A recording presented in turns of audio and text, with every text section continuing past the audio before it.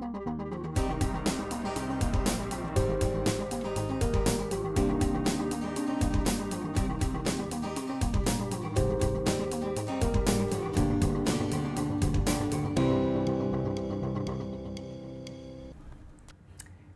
and welcome to Temple Street, the show brought to you by the Department of Communication and Journalism at Suffolk University. I'm Katie Shambo. I'm Matt Dargan. And I'm Sergina Oshana. On today's show, we're looking at Massachusetts' ongoing legislative changes regarding marijuana, the rising trend of food trucks in Boston, and we meet Suffolk University's interim athletic director. We also talk to Bostonians about some of their favorite Halloween costumes, check out the Boston Street Piano Festival, and blend with our critic at large here, Matt Dargan, for our Critic's Corner. What do you have for us today, Matt? Well, one of the greatest bands of the 1990s just released a box set, and I'll tell you whether it's worth giving a listen. Sounds good. I can't wait to hear. But first, the news. A spike in overdoses connected to the club drug Molly has colleges and police in Boston working overtime to keep the drug out of the hands of students. I talked to students and university officials to learn more about the story.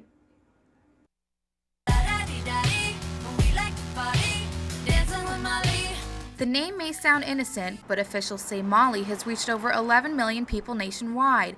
In Boston alone, the drug has led to more than a dozen overdoses this summer, one of which resulted in death. The DEA says Molly is the powder crystal form of MDMA, a chemical known for its use in ecstasy.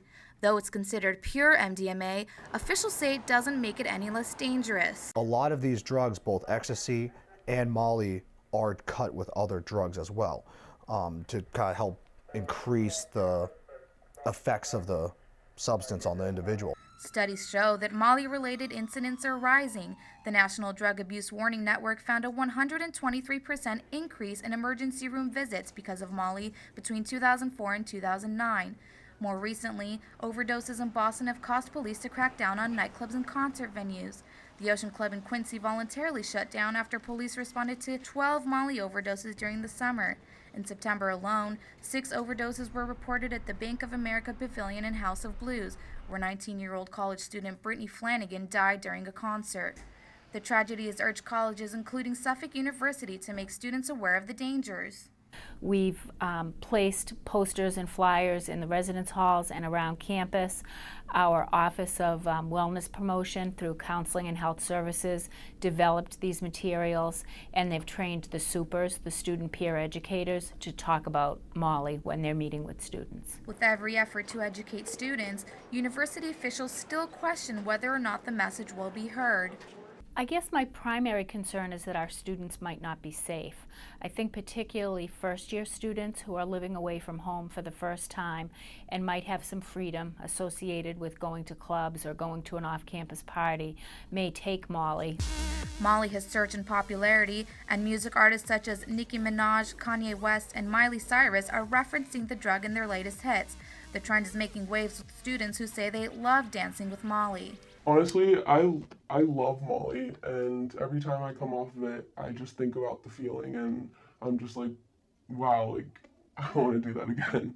University officials admit they understand students may feel invincible, but say they will continue their efforts in reaching out. For Temple Street, I'm Sergina Oshana. Suffolk University emphasizes student safety and encourages students to contact the counseling center if they or someone they know may be in danger due to Molly or other drugs. For 24/7 assistance, please call the Suffolk University Counseling Center and follow the prompts. As Massachusetts begins to implement its new medical marijuana laws, Temple Street reporters Marjorie Maglioka and Steve Branley investigate the Bay State's changing attitudes on the reform. The Boston Common was recently the site of the 24th Annual Freedom Rally, also known as HempFest. The Massachusetts Cannabis Reform Coalition, the Bay State's chapter of NORML, was responsible for hosting the event. Marijuana was first decriminalized in the U.S. in 1973 and first allowed for medicinal use in 1996. Since then, half of U.S. states have passed one initiative or the other. In 2012, Massachusetts became the 11th state to have passed both. Skylar Coons, president of the Suffolk University chapter of NORML, the National Organization for the Reform on Marijuana Laws, describes the next possible steps. And then in terms of the legalization, right now we're pushing 2016 because marijuana was decriminalized 2008, medicinalized 2012, and now we're pushing for full-out legalization. While pro-cannabis reformers have won some victories in the Bay State, they are still facing resistance from opponents. Some lawmakers worry the 2008 initiative that made possession of less than 1 ounce of marijuana punishable by a $100 fine does not adequately address the problem of public use. In a resolution filed at City Hall in August, Boston City Councilor Bill Linehan proposed legislation to increase the fine to $300. Linehan said the public consumption of marijuana is a public safety issue in the city of Boston, in particular, the Boston Common. Among the booths selling pipes and hemp memorabilia were many pro-pot activists like Scott Murphy, educating people in the crowd about the pro-legalization movement, as well as promoting their individual organizations. The reason I was asked to speak today is that I am a combat veteran, and I've been speaking about access to veterans. A lot of studies show PTSD and TBI are very beneficial with cannabis. State and public health officials granted final approval for the legalization of medical marijuana in May. Even though only 2 of the Commonwealth's 351 municipalities voted against legalization of medical marijuana, more than 100 cities and towns are now pumping the brakes on dispensaries opening up in their backyards. As Massachusetts attempts to navigate the changing social acceptance of cannabis, citizens, activists, and lawmakers alike will continue to work together to find a common ground. For Temple Street, I'm Marjorie Maglioka with Steve Branley. Currently, the new Massachusetts law allows at least 1, but no more than 5 nonprofit dispensaries to register per county. The Department of Public Health is currently working to develop a database that will allow officials to track patient and physician registrations. Something new might be giving fast food chains a run for their money. The latest trend in Boston is bringing hungry consumers tasty meals on wheels. Temple Street reporter Matt Dargan has more on the story. Fast food chains like these are starting to see competition of a different variety. The latest trend in Boston is food trucks. A food truck pilot program offered by the City of Boston has helped spawn a booming new industry. In fact, since its inception in the summer of 2011, food truck operations have expanded from the initial 15 mobile vendors to 53 and growing. As vendors continue to increase in number, so do the locations where they can be found. So what's behind the success of these trucks? Food trucks offer consumers lunch and dinner options that run the gamut from old favorites like grilled cheese and burgers and ethnic tastes like Korean barbecue. With daily locations spread around many business districts, parks, and public plazas, food trucks have attracted a loyal and dedicated following. But not everyone is pleased with the city program. Food trucks have faced some opposition from local business owners who argue the trucks could take away potential customers. That hasn't stopped the City of Boston from posting a daily schedule listing food truck locations. Smartphone apps like TrucksMap go one step further by directing hungry customers to mobile vendors by showing truck locations on an easy-to-use GPS mapping system. With the increasing number of local cities and towns considering similar food truck pilot programs, the popularity of food trucks shows no signs of slowing down. For Temple Street, I'm Matt Dargan. Being from California, we've had food trucks for years now, so I'm excited to see that it's heading to Boston. After 47 years of service to the university, legendary director of Suffolk's athletics, Jim Nelson, has officially retired. Temple Street's Jonathan Richards sat down earlier in our studio with the interim athletic director, Cary McConnell, to learn about his vision for student athletes at Suffolk. Thank you, guys. I'm here with Coach McConnell, the interim athletic director here at Suffolk University. Coach, when did you first find out that you were going to be the interim athletic director? Well, Nancy Stoll, Dean of Students, approached me in the spring, probably in the March-April timeframe, and asked me if it's something I would be interested in. And I've been at Suffolk for 18 years and worked for Coach Nelson, who was a terrific AD and revered in New England, and certainly a mentor of mine. I was really excited that that they would consider me to be the interim director for the year. Now that you have been the interim AD for about a month now, do you have a certain vision for the school now? I think my vision would be to improve the student athlete experience. I want that experience for every team here to be a professional experience. I want them to have everything they need to be successful. When I look straight across the board, I would like to have winning programs, not just teams, but programs that were able to attract outstanding student athletes to the university, both qualified as students, but also as athletes. And we want to be a regional power in terms of athletics. Now, you mentioned Coach Nelson, which you probably know that you have some pretty big shoes to fill as an athletic director. What is your last memory, or any memory at all, that you have of Coach Nelson? Wow. almost surreal, as as his retirement was taking effect. I worked for him for 18 years and certainly had a great relationship, but to actually see him, pack his stuff up and slowly move out was, it was sad. It was bittersweet. Now that you are athletic director right now, you're also going to be the head baseball coach. Yeah. Now, is there going to be any kind of more difficulty being both head coach and athletic director at the same time? I don't think so. I think it just comes down to time management, and also I think we're fortunate because we have really good people around us. With Anthony Del Preti and Jackie Davis and Jeff Stone and Adam Nelson. I think what we'll be looking to do is to delegate some of the responsibilities off to them so that they can have some professional development, lighten the load a little bit in terms of the athletic director office so that can free me up a little bit to still coach. Are there any changes that you are going to make here at Suffolk that you can think of right now? Well, I think right now I'm the interim director, so there's no real major changes or anything like that I would be involved with. But I think ultimately, we're going to slowly push to improve the athlete experience here. Anything new that you or your assistant Anthony Del Preti have come up with? Well, one of the new initiatives this year, we're doing a collaboration with the communications department where we're going to have easy stream at our home basketball games, which means if your son or daughter is playing at Suffolk and you live in Chicago or San Diego or overseas, you'll be able to watch the games on the web. The communications department's going to supply students to do the broadcasting and the taping and the interviews, so it's going to be a nice little production and a thing that we can build on in the athletic department. Also, we'll be taking those tapes and putting together an ESPN Shorts for our website, so I think it's going to be a win-win for both communications and athletics. Now, right now, if you had to pick one sport, what would you say is the strength of Suffolk right now?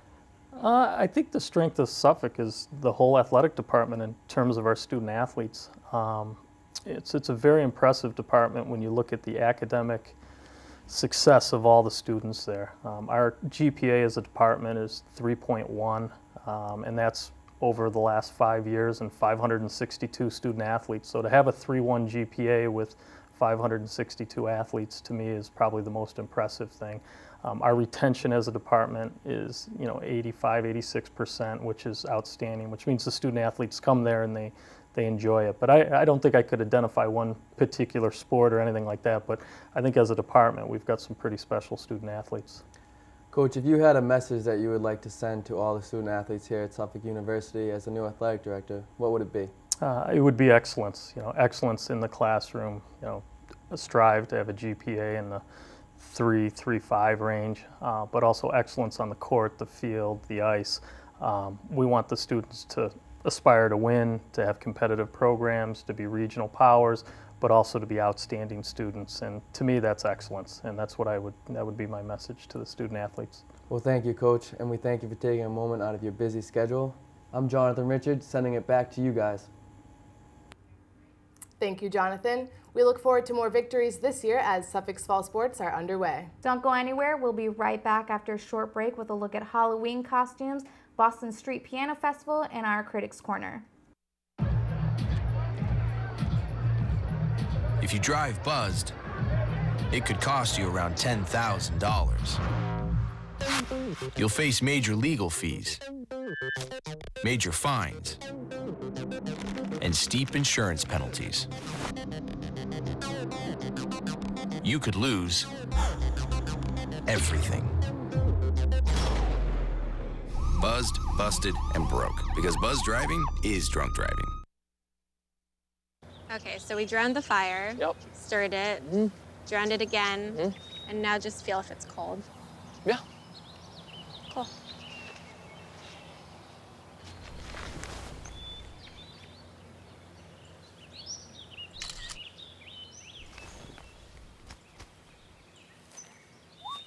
Smokey just gave me a bear hug. I know. I already posted it.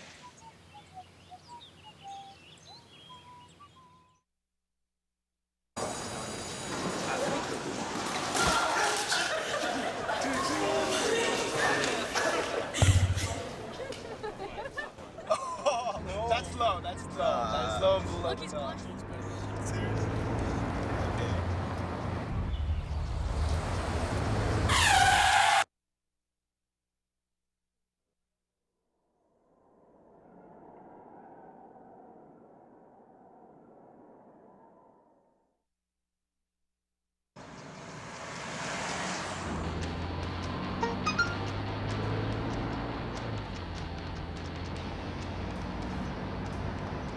The average text takes your eyes off the road for nearly 5 seconds.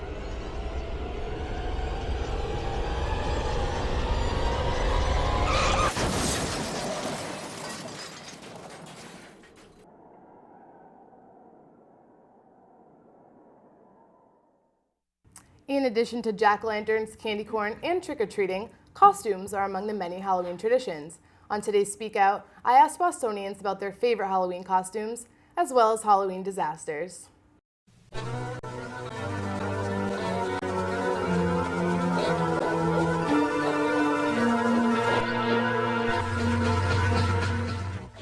What was your favorite Halloween costume you've ever had? My dad actually made me a television. He obviously got a cardboard box, that was the easy part. And then he drew the Power Rangers on it, so I went as a TV box. And I had a little purple hat with like antennas sticking out. I was like a maid. It was about like 3 years ago, and my mom got this like antique maid dress. My friend Ryan Ordway and I dressed up as Rastafarian dudes, and we had wigs and we went around like that, and people thought we were a lot older than we were, and we got into some trouble with that one. Batman. I was always a big superhero fan, and I just love being the Cape Crusader, running around and just, getting into mischief. Oh gosh, favorite Halloween costume. I think I was like a medieval princess for like 3 years in a row because I did not want to throw away the costume. Well, that's a bit hard to answer because I'm from Australia, and Halloween's not that big in Australia. In fact, I've got no recollection of Halloween at all as a child. Have you ever had a Halloween costume disaster? I did not, but my friend did. He got egged by older children and came running down the street crying. Yeah, in college I tried to dress up as a box of wine, and the spout really did not work, and I kept hitting people in the head with it all night. One year I wore high heels for the first time, and it actually broke.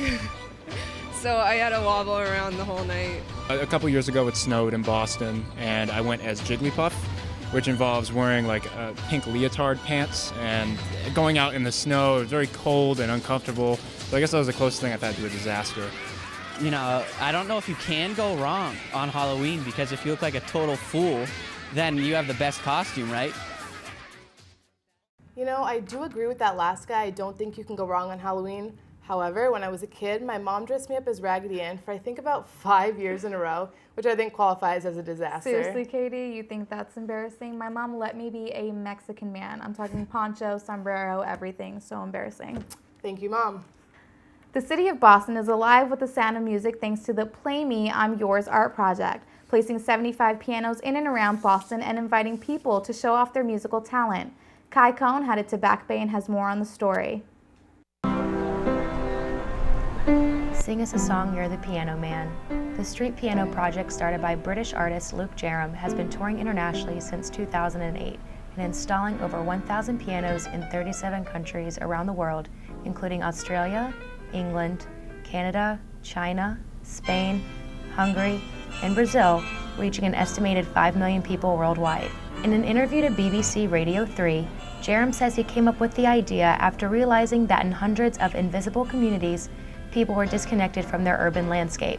By placing pianos on the street, he wanted to provoke people into engaging, activating, and claiming ownership of their cities. A non-profit performing arts presenter, the Celebrity Series of Boston, is celebrating 75 years and chose to bring the project to the streets of Boston. These guys are great. The pianos have enticed many musicians out of the crowd and into the spotlight, like Tim Ray, an associate professor at Berklee College of Music. There's so many talented people that you never hear about. Take a walk around the city and you may just find yourself in the mood for a melody. The Street Piano Festival ends on October 14th. You can check out streetpianos.com for more information on the project and a map of piano locations. Now this leaves me wishing I'd taken those years of piano lessons a little more seriously. Same here, but I'd still be horrible. And now let's send it over to Matt for a different take on music. Well, I hate the song Piano Man, to be honest with you, but I picked up the new Nirvana In Utero Special Edition box set. This is the last studio album Nirvana would record before Kurt Cobain's suicide. I, like many Nirvana fans, didn't expect much more would be left in the vaults that we haven't already heard before. That's what makes this reissue a special entry in the Nirvana catalog. Disc 1 is the version of In Utero released in 1993 with all the B-sides from the album singles. The highlights of Disc 1 are hiding at the very end. The first time ever, the Steve Albini mixes of Heart-Shaped Box and All Apologies can be heard. The differences from the Scott Litt mix stand out. Guitars on both tracks are far more brash, the drums more raw, and the vocals less polished. Disc 2 contains the real treasures hardcore Nirvana fans have been waiting for. 2013 mix of In Utero contains guitars and vocals left off the original album. It was jarring to me when I first heard a different guitar solo break out in the middle of Serve the Servants. It wasn't better than the original, but it set the tone for what could be expected from the rest of this disc. The original demos for In Utero are what excited me the most. If you're like me and like hearing how songs are constructed, you love many of the rarities unearthed here. From the sparse, beatless rendition of All Apologies with the tambourine, to a rockabilly guitar effect used on an instrumental version of Dumb, we get to listen to a band working with sounds in ways some wouldn't expect. The 2 unheard songs also feature on the disc 2 of In Utero. Forgotten Tune is a quick punk song that's interesting to hear a couple of times, but nothing amazing. The last song on the disc is a 5-minute track that features the band playing a ferocious impromptu jam that shows the skills of all 3 members of Nirvana as individual players. For $24.99, you get a nicely packaged set that doesn't disappoint. If you're more than a casual fan, I recommend that you pick up Nirvana's In Utero 20th Anniversary Special Edition. You know, I actually think that's awesome that after 20 years they're still relevant. Well, I think it'd make a great gift for any Nirvana fan. Thank you. Now I know what to get my uncle for his birthday. Absolutely. And that's it for this edition of Temple Street. I'm Katie Shambo. I'm Matt Dargan. And I'm Sergino Shauna. See you next time.